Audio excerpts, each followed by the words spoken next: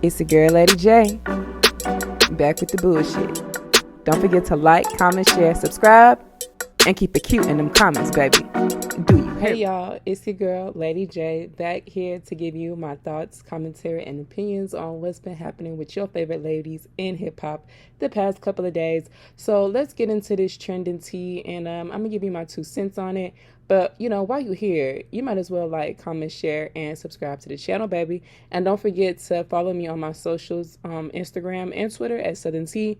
That is Southern Tea with 2 A's. So let's go ahead and get into what's been going on. So the first topic that I want to get into is Nicki Minaj, because RollingStone did a little write-up on Friday on what they believe to be the top 15 best Nicki Minaj verses on songs that she's featured on, and you know, ultimately turned into her song at the end of the day, no shade. So for one, Rolling Stone said that Nicki Minaj has stacked one of the most impressive portfolios in hip-hop history, which, I mean, it's facts, okay? Y'all out here want to talk about feature runs. If you want to talk about a real feature run, let's talk about how when Nicki first came out, having everybody in a chokehold because everybody wanted her and had her on their song, and everybody knew her verse word for word, okay? So, I mean, before she even, you know, had an album out, she was already going toe-to-toe with these niggas like Jay and Kanye and Wayne and Drake on their own songs.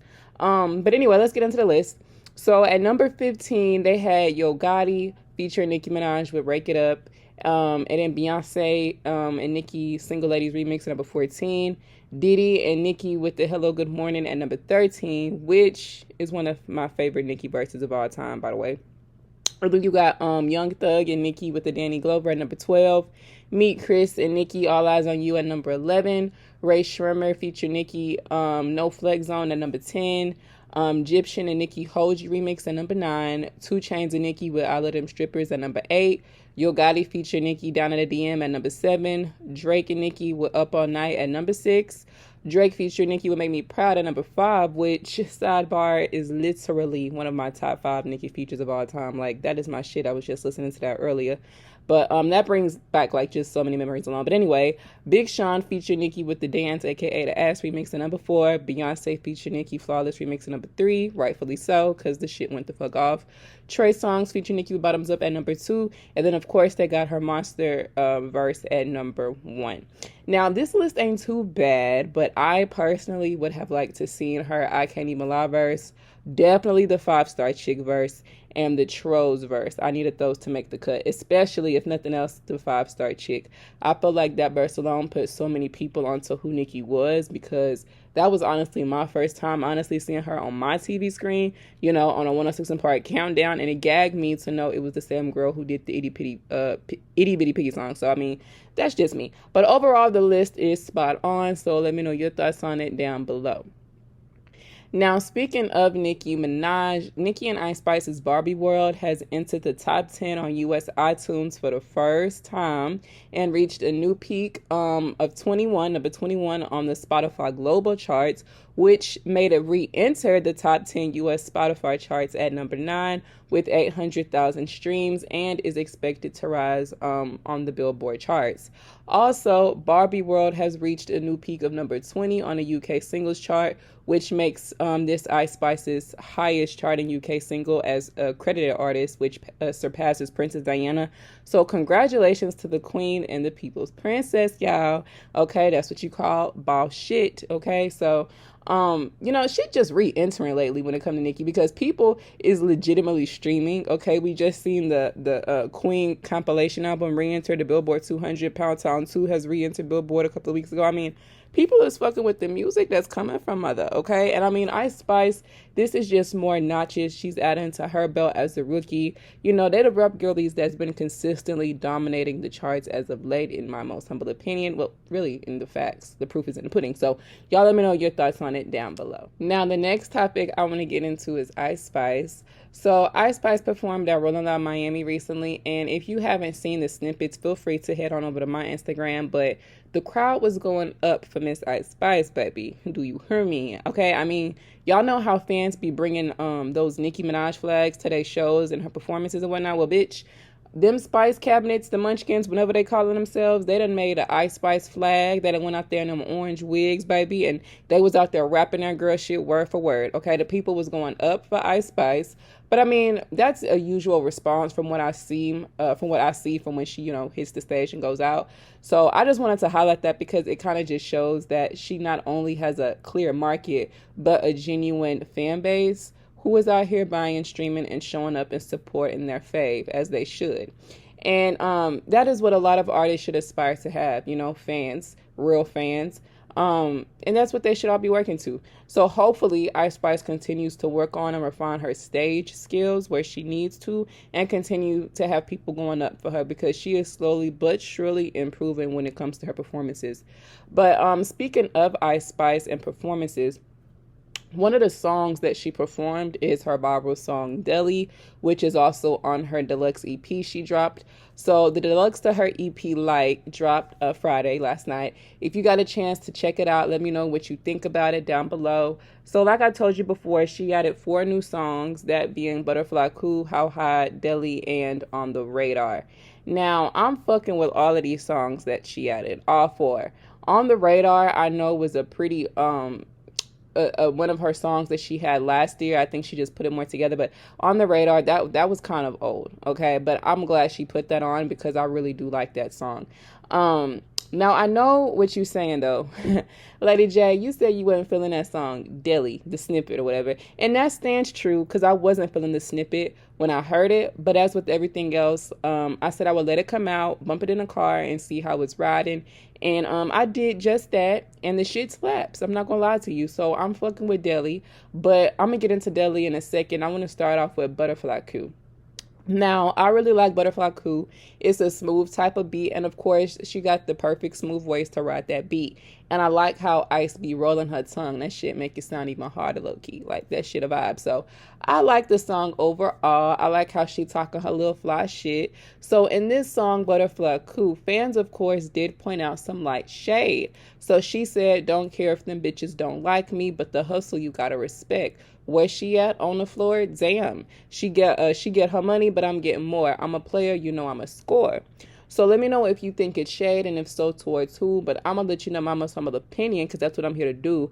I feel like this was a dig towards Latto, okay? It's very evident that, Latto don't care for IceSpice. IceSpice don't care for Latto. And IceSpice is basically saying, I know you don't like me and I don't give a fuck. Respect the hustle at the end of the day. Because let's not forget that IceSpice is the one that owns her masters in publishing, okay? IceSpice is the one with the A-list collaborations in less than a year of her career. And IceSpice has been dubbed the people's princess. So, I mean, who's the real winner here? I feel like that was a slight towards Latto.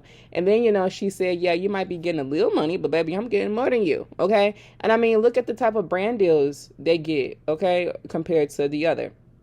Ice had the Adidas and the Skims deal, and Latto got what, Wingstop? Okay, and we're not even going to get into their numbers and streams because Ice is winning that by a landslide. And then she said, I'm a player, I'm a scorer, meaning, her shots, her moves is always going to land. She ain't going to miss. So far, things have been holding true to what she's been rapping. Now, she kept that same momentum up in one of the other songs called How High, which I also really like that song. And I also like how it's different than the drill sound compared to the rest of the songs on that EP. I feel like this is the one that stands out the most to me on the whole project because it's sonically different than the rest, and it still sounds really good. And it still meshed well with the other songs and sound on the project. It low-key kind of reminded me of the song she got with Taylor Swift, but a little bit more urban and sped up. Now, in this song, How High, she did kind of shout out and thank Nicki because I know that she said, started getting them write-ups and then they crowned me the princess. So I'm most grateful, Your Highness. Now we popping them ciders. Like, okay, and Your Highness being Nicki, since Nicki is regarded as the queen. And people, of course, been, calling IceSpice the princess. So I thought that was cute. But then, towards the end of the last verse, she went back in on the rap bitch, okay? And I feel like, again, this was towards Latto because she said, want to see me fall is a mad bitch kink. Let me get my strap and I hit her like bink. She gonna catch what I'm throwing. I see the snakes when I'm mowing. And yeah, they pop up like cloning, so I just pop it like hoeing. Now she on the floor when I'm kicking down the door. How you mad I do less? Cause you gotta do more. So let me know how you feel about it. But I feel like IceSpice low key. I feel like she low key ate her the fuck up because she said, "Girl, you was on the floor." Okay, Latto around here talking about put it on the floor, baby. She up here telling you you ain't come up off that floor. Okay, come up off the floor first. So, I mean, I feel like IceSpice in this verse is not only calling Latte out for copying her looks and her emotes, because she said the bitch be catching what she throwing and cloning her looks. Which, I mean, it has been a trend of discussion as of late as it pertains to Latto copying IceSpice. But I also feel like she letting Latto know what you trying to do so bad comes so easy to me. Okay, look at everything that's done came at IceSpice in less than a year. It's like from the outside looking in, it's done come easier than what it has come for Latto. So, cause she say, how you mad I do less and you got to do more? Like, what's the real tea? Is that why you really mad? Because you a Dorito bitch and not chose? Okay. So, yeah, that's what ISIS is saying if you ask me. Because IceSpice, I really don't feel like she got to do all the antics because her shit is actually out here popping. People is buying and supporting the girl for real. Latto, as good of a rapper as she might be and as consistent as she has been, her music just don't stick and it don't translate well when she drops. So swallow a real pill. I mean, you see she be needing other people to even chart. But anyway, like I said, I really liked How High. And then when we get into Delhi, and like I say, I wasn't really feeling the snippet at first, but after hearing this whole thing in the car, full blast, I most definitely caught a vibe. And that whole go off. I ain't gonna hold you. Now, in Delhi, she kind of switched gears when it came to who she was talking about. In Butterfly Cool and How High, it was a lot of latte shade. But in Delhi, in my most humble opinion, I feel like it was Cardi B who was getting them shots. And I'm going to tell you why in just a second. But let me get into what I think of the overall song first. I think IceSpice is smart for shooting and getting ready to drop a video to this song. I feel like this is probably the one that will see the most commercial success out of the 4 new songs that she added next to How High. But I feel like Delhi is definitely going to be the one doing numbers for IceSpice. I like how it's a cute little bad bitch turn up song. And that, I feel like that's the kind of people that IceSpice makes music for. But let's get into the shots, bitch. Okay, so in Delhi, she said, niggas like bitches with money. I get a lot. Taking her spot, if you ain't cooking, then get off the pots. My name is Ice, but I always stay hot. All these hating bitches to the back. Too much to lose, so I cannot react. Damn, bitches be going out sad. So when she says she taking her spot and, if she ain't cooking, then get off the pot, for one, I feel like that was a cute little ode to Nicki's line in Roman's Revenge, where she was like, word, that bitch mad because I took the spot. Well, bitch, if you ain't shitting, then get off the pot. And, as we all know, she was talking about, then Lil' Kim was talking about Nicki, or excuse me, Nicki was talking about Lil' Kim because, all that shit talking Lil' Kim was doing and being shady, while Nicki was actually putting out work and doing features left and right and Kim wasn't. So when you apply that to IceSpice saying she gonna take quote unquote her spot, I feel like the quote unquote her in question is Cardi B. Clearly, Cardi ain't really been doing much, okay? And clearly IceSpice cannot be talking about Nicki because, that's her chosen mentor. IceSpice has, already announced that Nicki's her mentor. And, Nicki's spot on top of that is already solidified. Ain't no hoe taking that, okay? She the queen and she not going nowhere. Even IceSpice admitted that herself. So it can't be Nicki's spot. It's Cardi who was on the pot and ain't shitting, okay? Just taking up space. No single, no album, no top 5s, no top 10s, no upscale brand deals, no A-list collaborations. Like, IceSpice is the one that's checking off all them boxes and meeting that criteria. So I feel like IceSpice is like, bitch, you not shitting, so you might as well get off the pot and let me get my shit in. Might as well, okay? You ain't been doing nothing but keeping the toilet seat warm for me. And then when she said, all the hating bitches to the back, I got too much to lose to react. Damn, she going outside. I kind of feel like that can apply to both Latto and Cardi because remember, IceSpice has yet to even react or speak on that alleged Cardi B Summer Jam shade. That people was saying that they felt like Cardi was shading Ice at Summer Jam with the whole Orphan Annie thing. And, IceSpice never really reacted to it or responded or spoke on it at all. At all. So I kind of feel like she could be talking about Cardi there. And then I also feel like she could possibly be talking about Latto too because IceSpice never really does too much when responding to Latto. Like she might like a tweet or tweet something cute, but other than that, she always pretty much keep it cute. So she always either put it in the music or do little small shit, sneaky shit, like post up with Big Endo for a music video.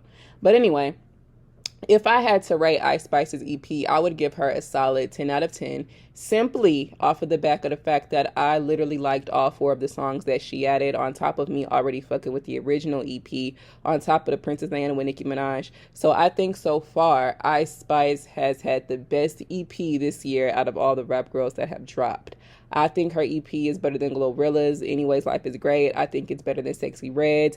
I mean, even if you want to compare it to Koi's album, and I really like Koi's album, I think IceSpice's EP has a little bit more replay value in my personal playlist.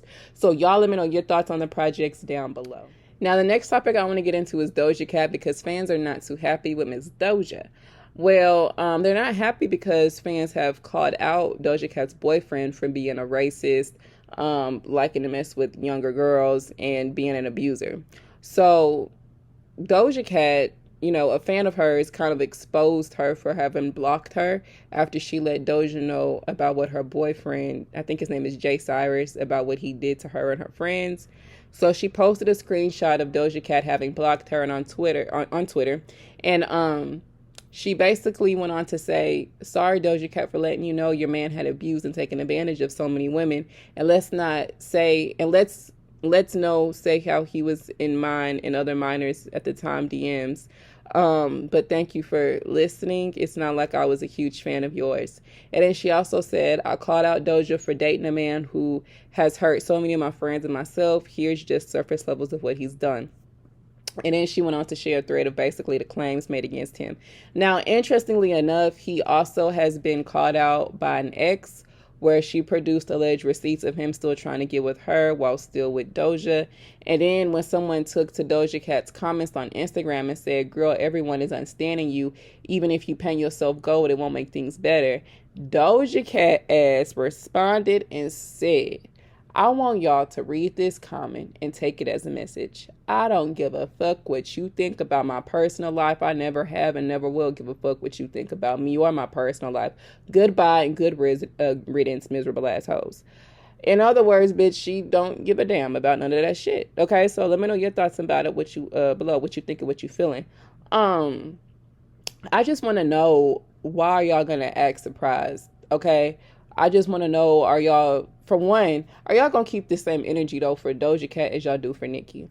And the gag is, y'all love to call Kennedy, so I said Kennedy, child. Y'all love to call Kenny a predator when none of his criminal history has to do with messing with children whatsoever or being a child predator at all. Meanwhile, Doja's man, Hole, has multiple underage girls coming for him and calling him out. So, I mean, that's what I first want to know. Are y'all going to keep the same energy for Nicki's man as for Doja's? Okay. So, Doja Cat, clear as day, is saying that she does not give a fuck about none of that shit, about what multiple girls are coming forward to say, because, she wasn't the only one. So that's my first thing.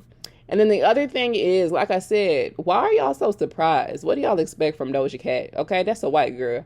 I mean, as talented as the girl is, we just can't forget about the fact that she was already caught in the chat room with with multiple racist white men saying the N-word with a hard R at the end. So she clearly connects to more of the other side as it is anyways, which is fine. But it also means it's going to come with things associated to that other side that black folk don't really get down with. So, I mean, black folks already have a hard time when it comes to Doja. They kind of straddle the fence when it comes to Doja because she's so talented, but yeah, she make it so hard to like her sometimes. Like, it's hard to relate to Doja Cat as a black girl, as a black person, period. Doja Cat really don't make music for me or people like me, but yet a lot of her music is catchy and she knows how to flow good. And, niggas really don't fuck with Doja Cat for obvious reasons. I mean, for one, she's not attracted to niggas, but yet she constantly mentioning and throwing out the word nigga this and nigga that and how niggas ain't shit when she don't even date them at all. So that creates another disconnect. And then you add another layer that, being her and all this satanic, demonic ass shit that she been on lately, it just got a lot of people turned off, myself included. And then you add in another layer with this whole Jay Cyrus bullshit, and I don't think it's looking too good for Doja Cat. I think, she might be in her flop era, her hate train era, I mean, whatever you want to call it. I don't think people is really fucking with Doja Cat like how they used to. And I feel like she is turning people off more and more. And honestly, I don't think she cares. Okay, I honestly think she don't mind at all. Hell, I don't even think Doja Cat cares about the charts, the numbers, the music, and the success anymore. I think Doja Cat is literally doing what Doja Cat wants to do. So if she pissing you off, it's very much so intentional at this point. Low key, she might be trying to get up out her contract and go independent. I can see Doja Cat doing that. I don't think it would translate too well though because of the new sound on top of the new look and the antics and the controversies. But then again, that could also be the very thing that could allow it to do well. But I don't think it's gonna do all of that well, like compared to Hot Pink and Planet Her at the end of the day. But let me know your thoughts below. So the next topic I want to get into is Ken the Man. So she did a freestyle to Point Me To. Let me know if you checked it out. Now, even though I'm not the biggest fan of Point Me To, the sluts, or Point Me To, whatever, I think Ken the Man ate this up. I think she did what she needed to do.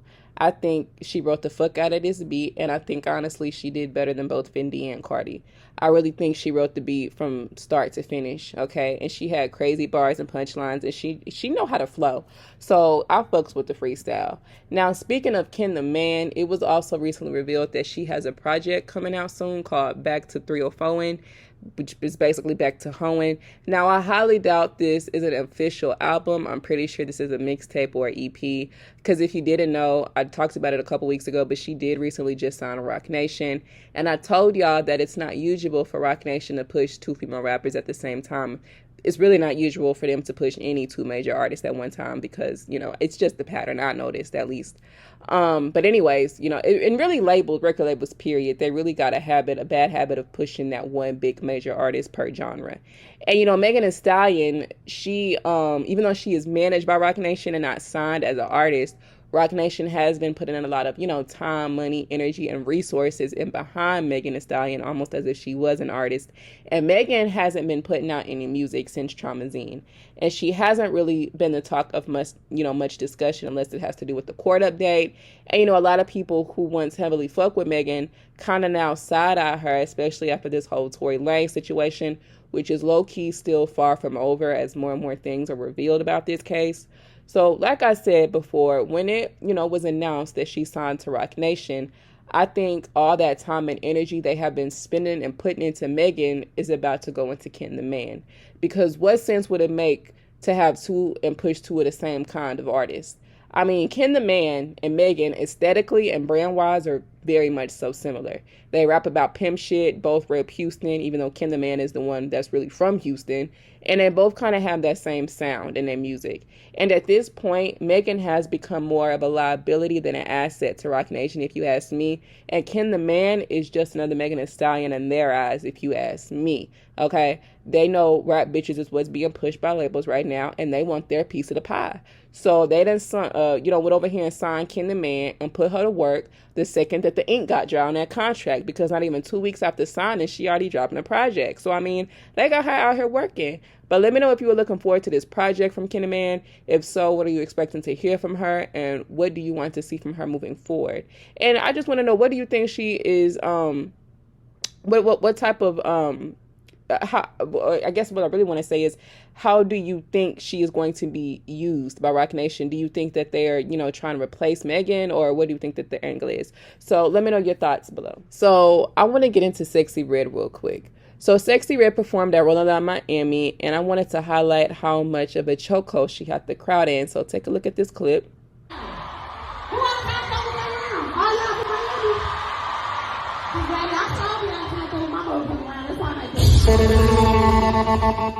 So let me know your thoughts on that below. Now, you can head over to my Instagram to see the crowd reacting and singing her shit word for word.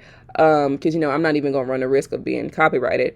But the clip I posted to my Instagram page is basically the crowd just going up and rapping her shit word for word.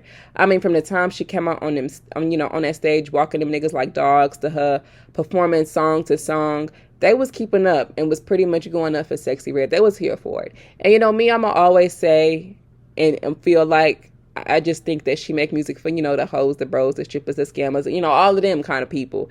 But at the end of the day, that is a market and it is an audience, and people like to turn up to that kind of music a lot of times. It gets you turned, it gets you hyped and want to have a good time. So that is a part of the reason I feel like a lot of people are receptive of Sexy Red. And the other big part of it is I feel like a lot of it has to do with her being authentic to this whole persona. It's not just the act, because I feel like her authenticity allows her to come across as being more relatable and easy to connect. And I feel like that, translates well, especially if you come from the same background that she be rapping about and that she ultimately comes from herself.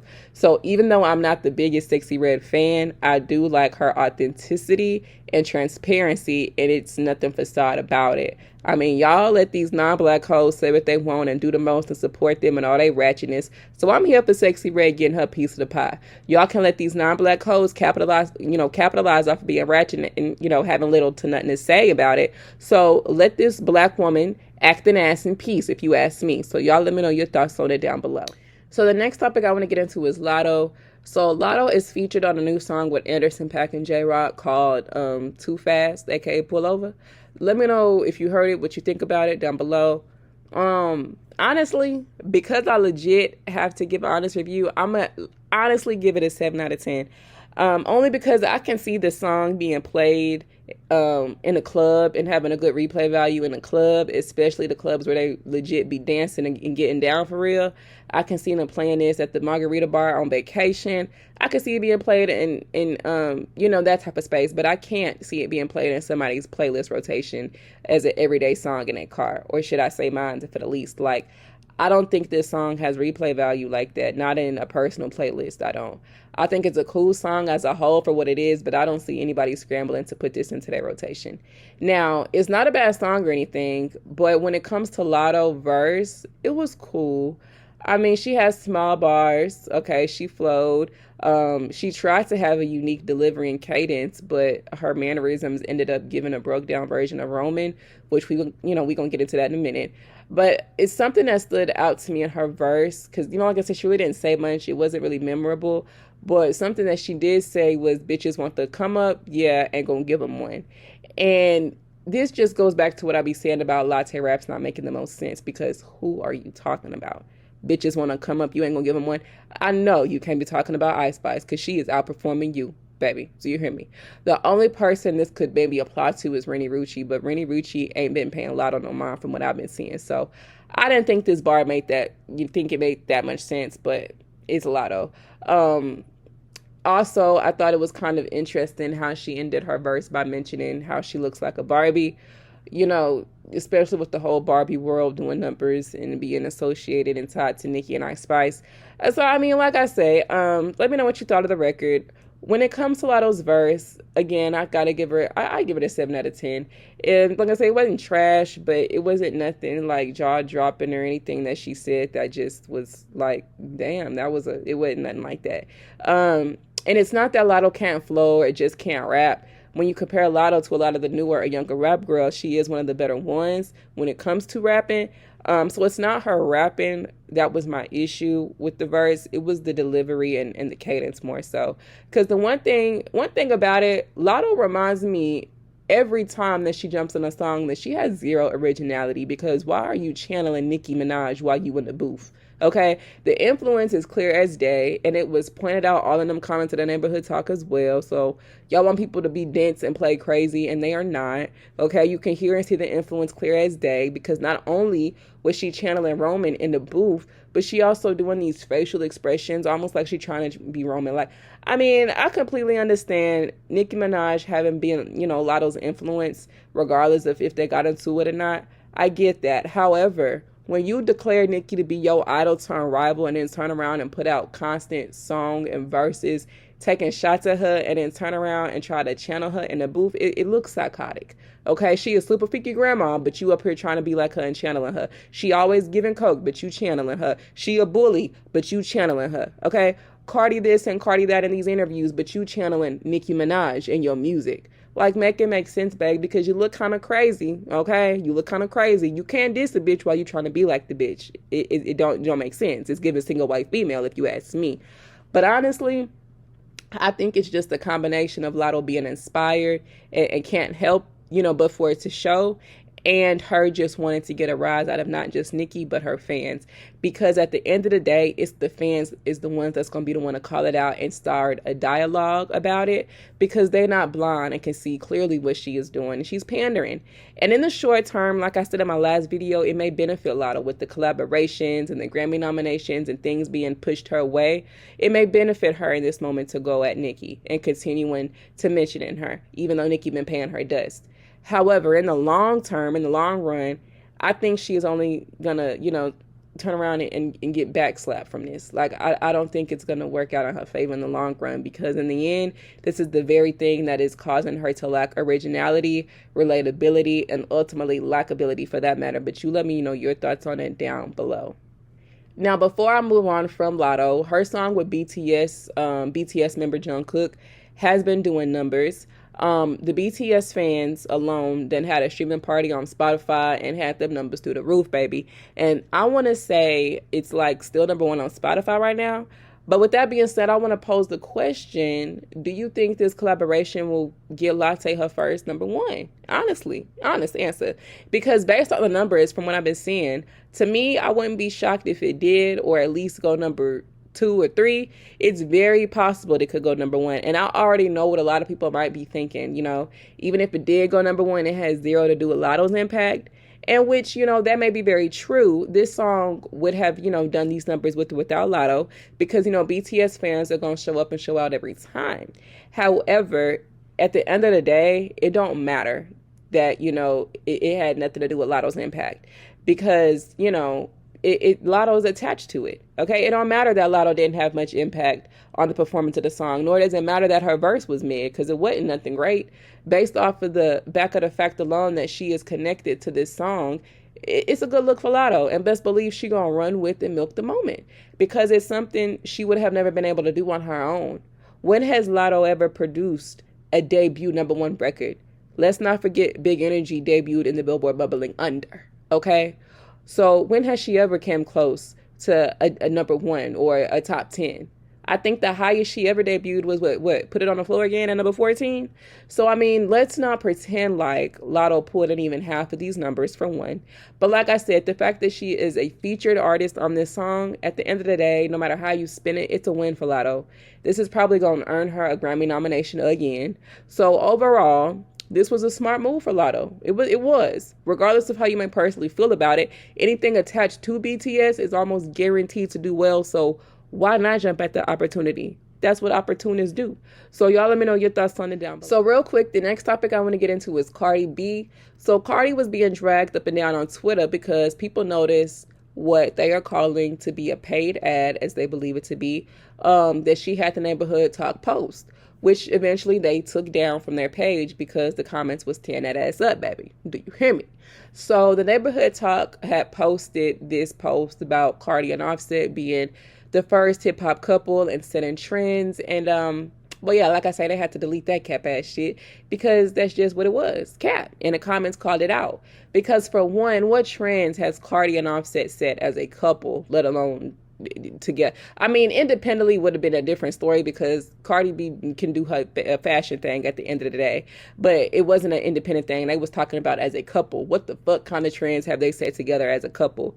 What niggas is inspired by off to cheat in any type of capacity? Okay, who has ever said they want that Cardi and Offset type shit? Like, sit the entire fuck down, please, and shut up. So, yeah, they had to delete that post because Cardi was getting ate up in them comments and Offset was catching strays, talking about hip-hop first couple. Baby, please. So what was Jay-Z and Beyonce? Pap and Remy.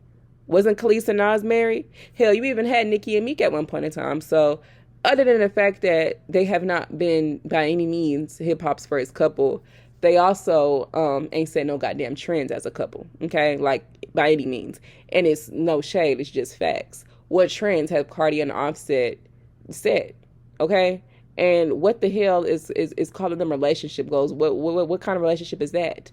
Now, let's get into the theories behind why people felt like the Neighborhood Talk posted but quickly deleted this.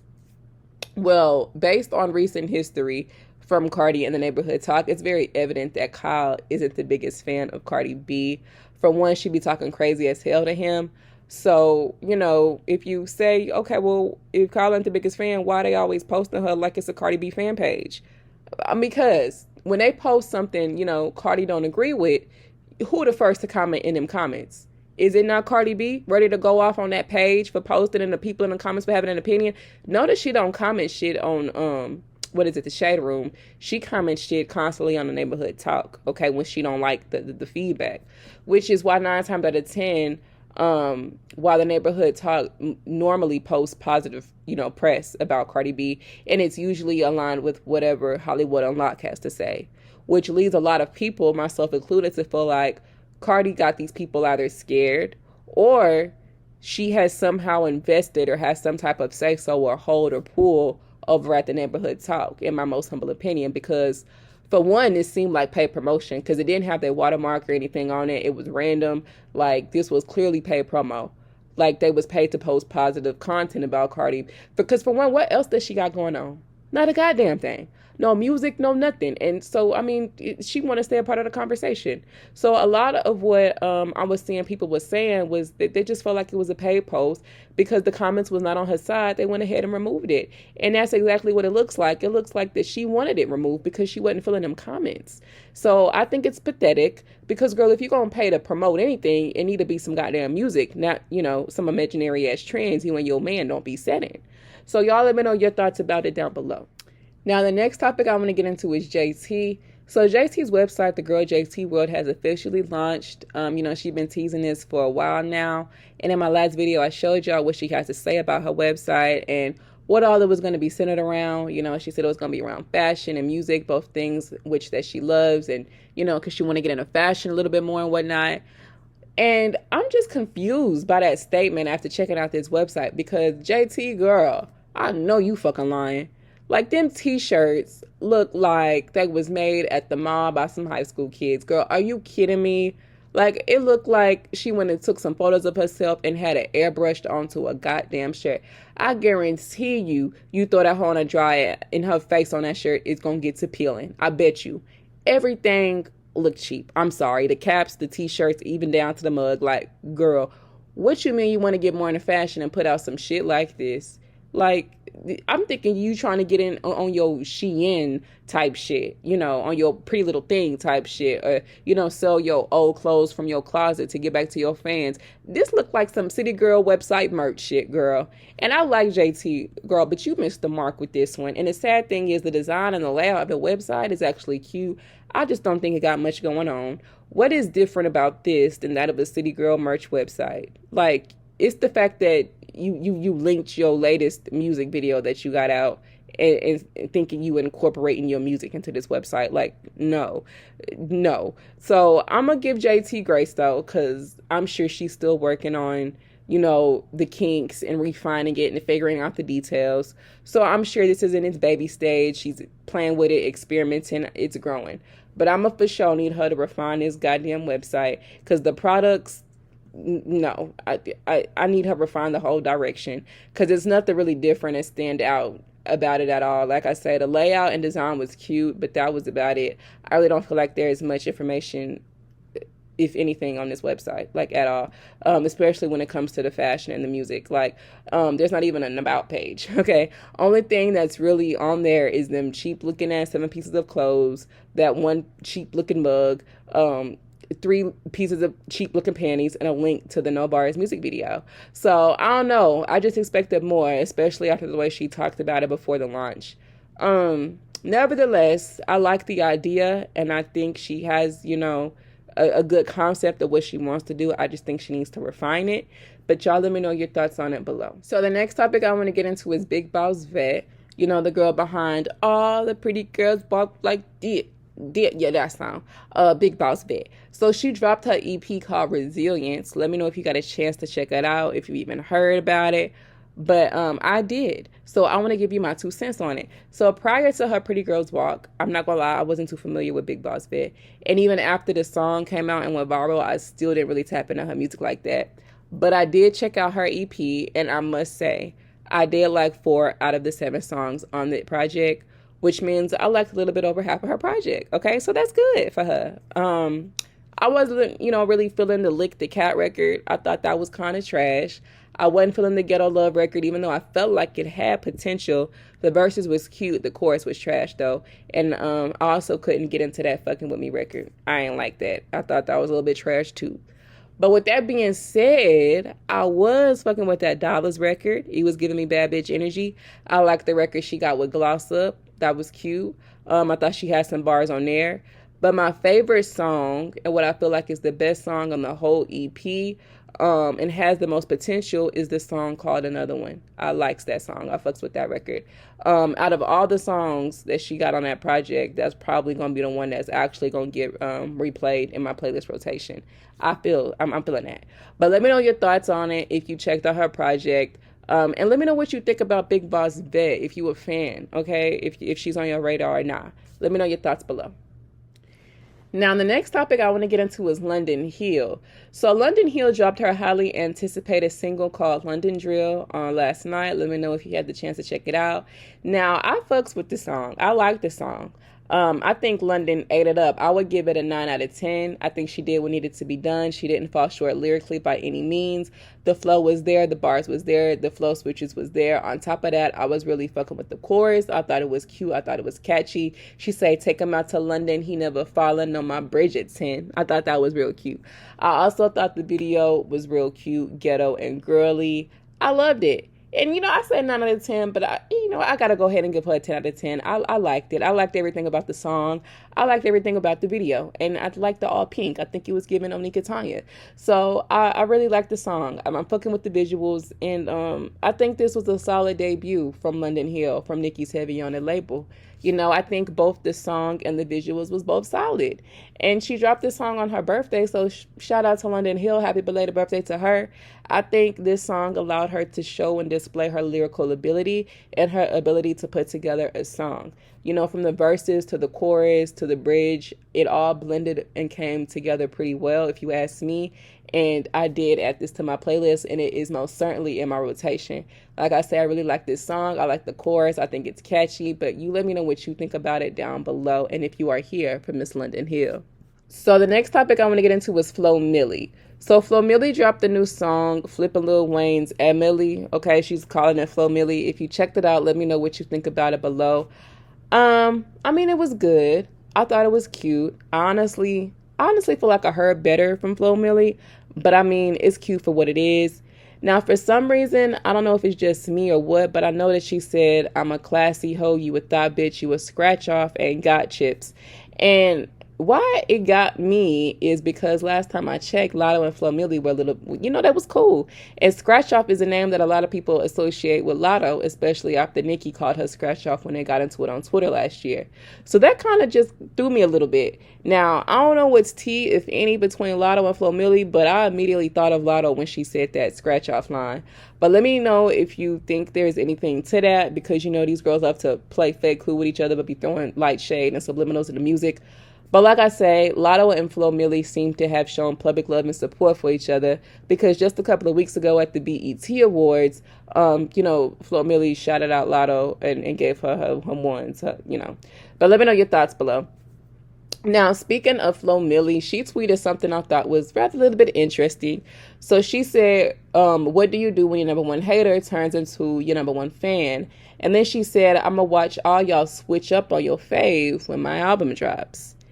And for one, I just want to say, girl, the last album was cute, but you really didn't even have no song do numbers from that album. And on top of that, I feel like you let some songs get away from you on that album, that last album you dropped last year. Like, I feel like some songs you should have pushed and should have dropped visuals to. But, I'm going to see what you do for this album, because like I said, I like Flo Milli. I'm here for Flo Milli, and I think she is talented. But I thought it was interesting, that she talking about she going to watch when y'all switch up on your favorites when, this album drops. I thought it was interesting. For one, what is the irony that Flo Milli tweeted this the same day IceSpice drops her deluxe EP, which of course was trending.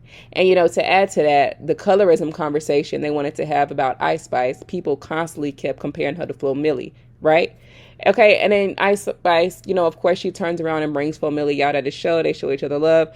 So I don't know. I low-key feel like it's it's kind of like a nice nasty thing. I don't know. I just kind of get that vibe a little bit. Like, I don't think Flo Milli is a big IceSpice fan like that. I mean, I don't think there's beef. At the end of the day, all these girls is in competition with each other, right? Okay, it just is what it is. Rap is a sport, especially when it comes to women in rap.